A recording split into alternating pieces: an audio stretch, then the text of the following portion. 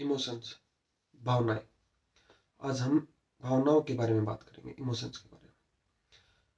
असल में आप सबने कुछ वीडियोस आजकल देखी भी होंगी जो सर्कुलेट हो रही हैं इंटरनेट पे बहुत ज़्यादा, इमोशनल इंटेलिजेंस के बारे में, इमोशनल स्टेबिलिटी के बारे में। असल में पहले क्या होता था, पहले ये स्टडीज नहीं होती थी तो लोगों को पता ही नहीं होता था कि वो जो हर बात पे रिएक्ट कर रहे हैं उसके नेगेटिव इम्पैक्ट्स क्या क्या है। लेकिन आज इतनी स्टडीज हुई है कि हम लोग समझ चुके हैं कि इमोशनल स्टेबिलिटी कितनी ज़्यादा ज़रूरी है लाइफ में सक्सेस होने के लिए। इसमें आपने कुछ एग्जांपल सुने भी होंगे बहुत अच्छे यूट्यूबर्स के, जो कि कहते हैं कि अगर आप किसी एक फील्ड में जाते हो और आप इमोशनली स्टेबल हो तो जो कि वहां पर एक आईक्यू में आपसे बहुत ऊपर है, इन दी एंड आप उससे भी ज़्यादा सक्सेसफुल हो सकते हो। अगर आप ह्यूमरस हो, अगर आप मतलब इमोशनली स्टेबल हो और लोगों की भावनाओं को समझ सकते हो, आप एम्पैथेटिक हो, तो आपका सक्सेस होने का चांसेस बहुत ज़्यादा है। तो हम आज कोशिश करेंगे इमोशंस को ही समझने की। असल में इमोशंस है क्या? इमोशंस एक भाव है, भावना है। हमारा हम जो भी काम करते हैं उसके पीछे जो एक फीलिंग होती है उसको हम इमोशन कहते हैं। और आप देखेंगे कि जितने भी हम लोग अच्छे काम करते हैं उनके पीछे कोई ना कोई एक अच्छा इमोशन भी होता है। जैसे कि अगर आप बहुत अच्छे हो तो आप बहुत जेनरस होने के आपके चांसेस होते हैं। लेकिन वही आप अगर नेगेटिव कोई एक्शन है तो उसके पीछे एक नेगेटिव फीलिंग होती है।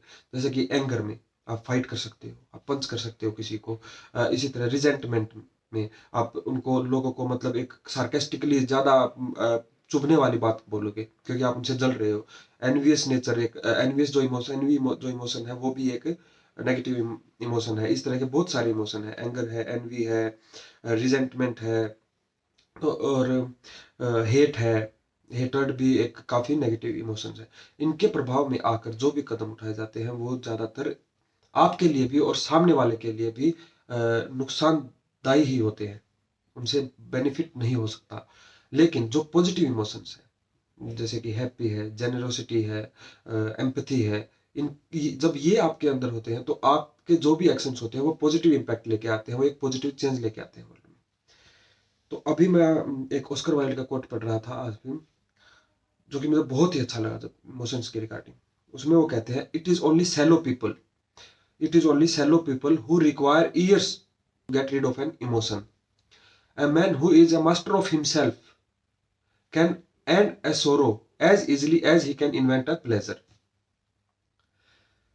I do not want to be at the mercy of my emotions. I want to use them, to dominate them, to enjoy them.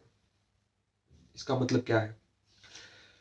ये वो छिछले होते हैं, सैलो मतलब जो कि ज्यादा गहरे नहीं होते।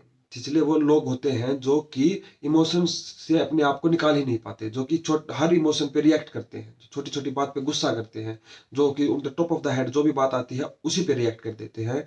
वो लोग छिछले होते हैं, ज्यादा गहरे नहीं होते, ज्यादा दूर की नहीं सोच पाते, उनका खुद के ऊपर कंट्रोल नहीं होता। लेकिन वहीं जो एक आदमी खुद का मास्टर है, जिसने कि अपने इमोशंस को कंट्रोल किया, जिसने अपने खुद के चरित्र पर, कैरेक्टर पर काम किया है, वो इस तरह के कदम नहीं उठाता।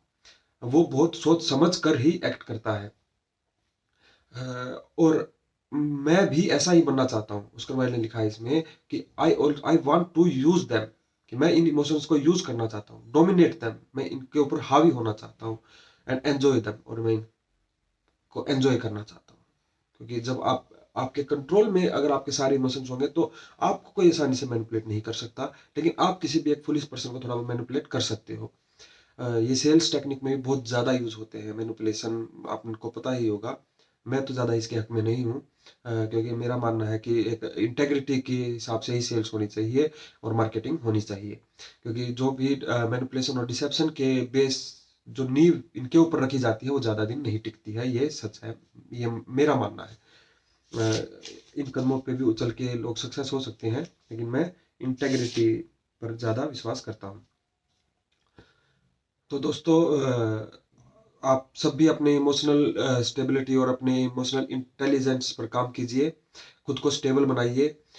इसके लिए आप स्टोइसिज्म की बुक पढ़ सकते हैं, मार्कस ऑरेलियस की, सोक्रेट्स के, प्लाटो के, इनके कोट्स पढ़ सकते हैं, इनकी लाइफ के बारे में पढ़ सकते हैं। वो ये सब लोग स्टोइसिज्म को ज़्यादा प्रमोट करते थे। मैं खुद भी इसी में ज़्यादा विश्वास करता हूँ, और क्योंकि ये आपको मेंटली बहुत स्टेबल बनाती है। मतलब आपको एक थिंकर बना देती है। और ये इसका मतलब ये नहीं है कि आप बस विचारों में गुम हो जाए, नहीं, आपको बेटर एक्शन लेने के लिए भी प्रेरित करती है।